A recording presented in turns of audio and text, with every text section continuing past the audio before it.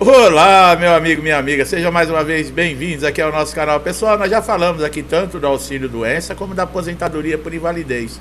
Existem diferenças nesses benefícios? Existem, nós já falamos aí, inclusive em vídeos anteriores aí, para você, tem muita gente que gostaria, né, que está de auxílio doença, quer converter o benefício para aposentadoria por invalidez e nós já alertamos, antes de você fazer isso, é melhor você pesquisar, saber o que é realmente aposentadoria por invalidez. Por isso que nós temos vídeo aqui no canal e nós sempre estamos falando. Aproveite o conteúdo, tá? Você que está de auxílio doença, você que está de aposentadoria por invalidez, vocês conhecem esses benefícios? Vocês sabem quais são os direitos de vocês dentro de cada um desses benefícios? São diferentes. E a concessão desses benefícios no INSS? É a mesma coisa, a necessidade de documentação, a comprovação é a mesma? Por quanto tempo dura? Quanto tempo demora? Qual benefício desse pode ter maior possibilidade de você conquistar na primeira entrada que você deu no INSS, sem você precisar, no mínimo aí, né, recorrer à justiça ou então aos recursos dentro do próprio INSS? Existe uma diferença muito grande.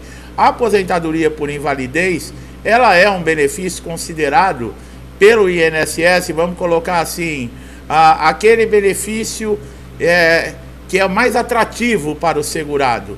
Já foi, né? Principalmente antes da reforma da Previdência, em questão de pagamento, era um benefício que não era chamado corriqueiramente, né? Sempre para passar por revisão, como o auxílio doença. Mas hoje as coisas mudaram, pessoal, não é mais assim. E na justiça, como é que funciona?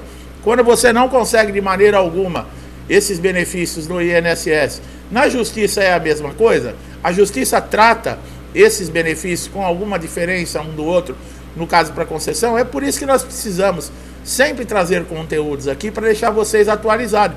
E esse vídeo é um conteúdo importantíssimo, tanto para você que recebe o auxílio doença, como para quem está de aposentadoria por invalidez, porque nós vamos falar de diversas coisas que vocês não sabem com relação ao benefício e direito que vocês têm, tá? Então é muito importante você acompanhar esse vídeo com atenção, porque de repente você tem direito aí ao que nós vamos falar e você está perdendo tempo e dinheiro.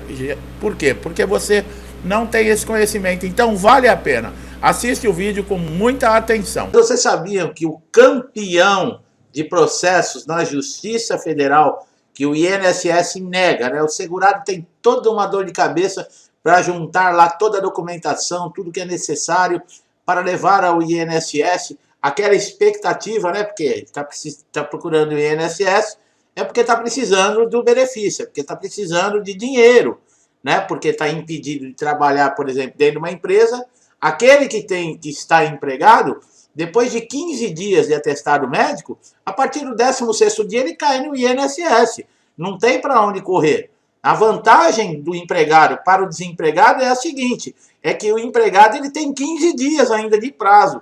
O que está desempregado, por exemplo, que está no período de carência, perdeu o emprego, tem aqueles 12 meses de seguro ainda, que é o período de graça, que se acontecer qualquer coisa durante esse período de 12 meses que esse segurado perdeu o emprego, ele está garantido. Mas quando acontece alguma coisa, ele não tem esses 15 dias, ele tem que correr diretamente no INSS. Então fica muito mais difícil.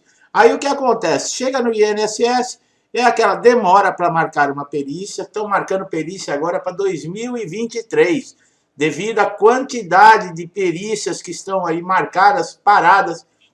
Então o que acontece?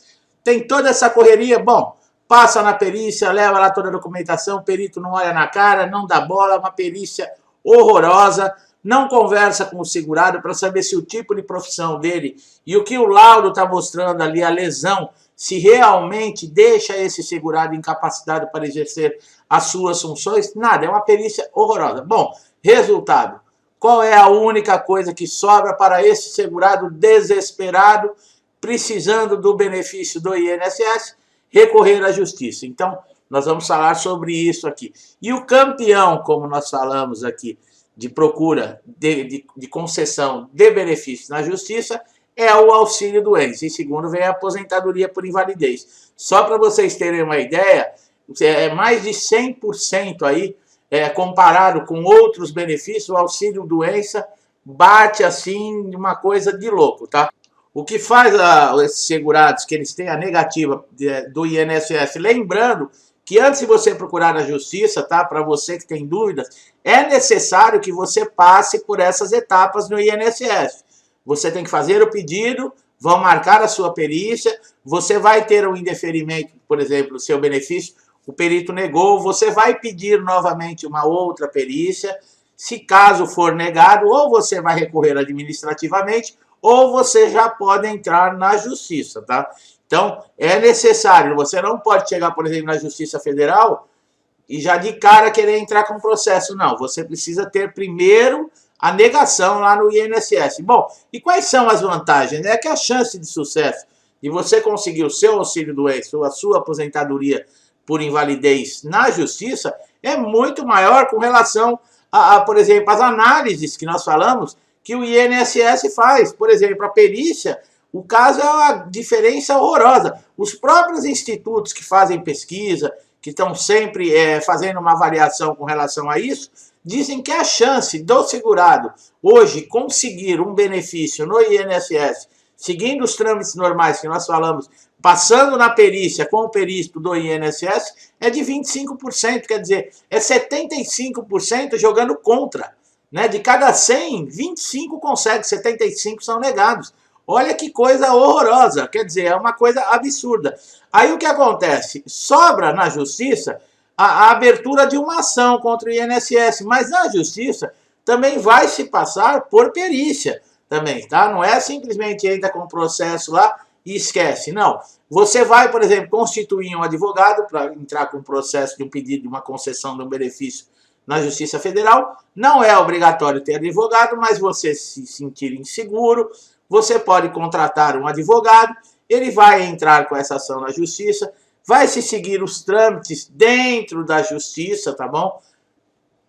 O INSS vai ser convocado, vai ter um prazo para resposta, ele vai contestar no mínimo tudo aquilo que você está alegando contra a instituição INSS e vai ficar nessa briga até o juiz chegar na fase de chamar um perito judicial. Vai ser marcada uma perícia judicial para que esse segurado passe nessa perícia.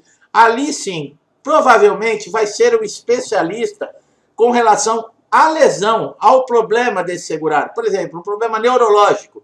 Vamos ter um especialista em neurologia. Um problema ortopédico, vamos ter um especialista em ortopedia.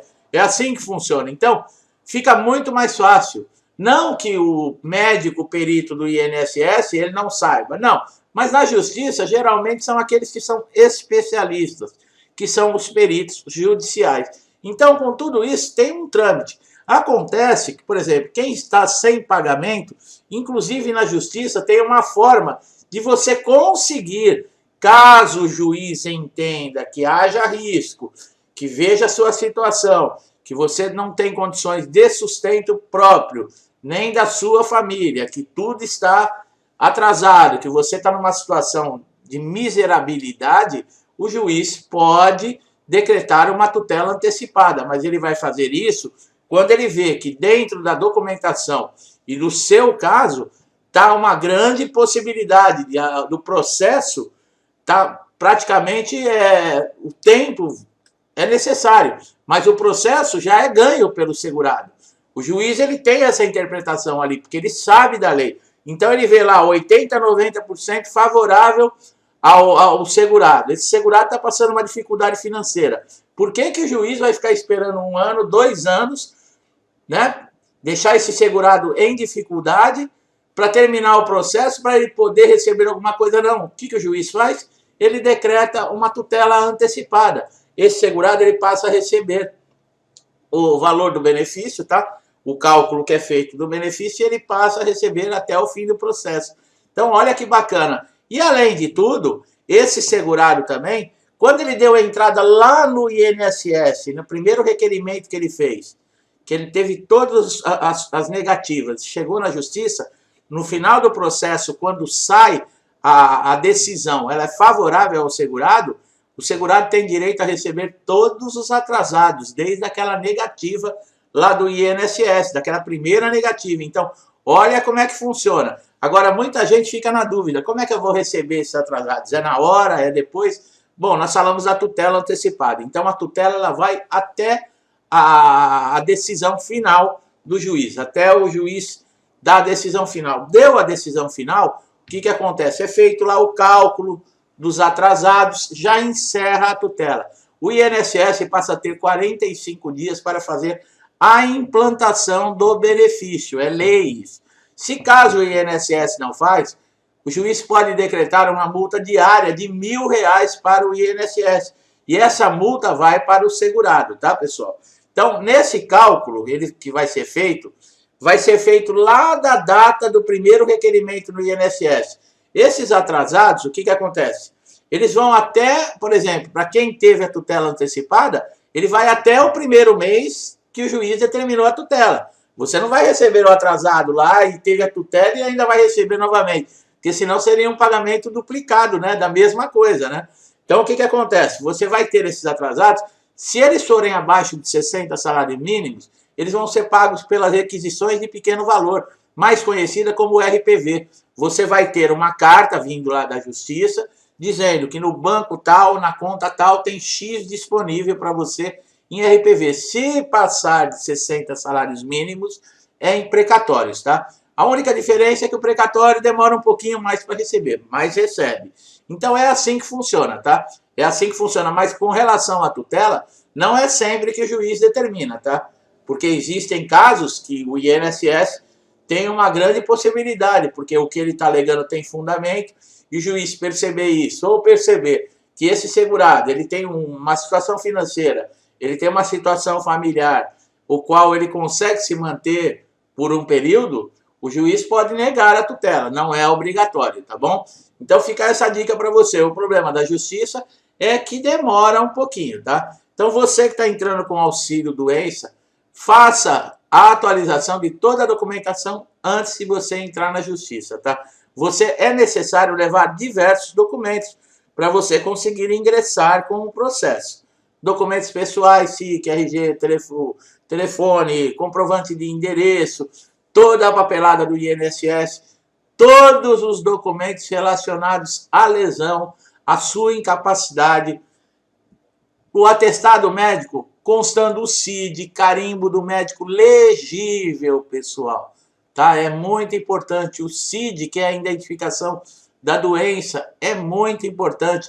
As negativas do INSS, tudo que você juntar, leva para entrar com processo na justiça, tá bom? Que assim não tem problema do INSS alegar que você está mentindo, que você está fraudando, tá certo? Eu espero que essa informação tenha sido importante.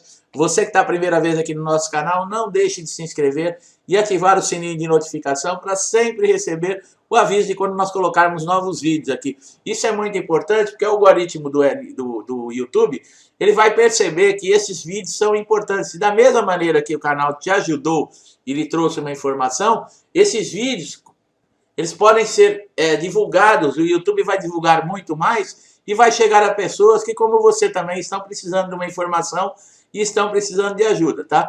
Então, mais uma vez, seja muito bem-vindo, você que está aqui pela primeira vez. Meu amigo, minha amiga que estão sempre aqui conosco, meu forte abraço, meu agradecimento, que Deus abençoe a todos, que nos traga paz, que nos dê muita tranquilidade para lidar com essas dificuldades que estamos passando no mundo inteiro, tá? Um forte abraço a todos e até os próximos vídeos.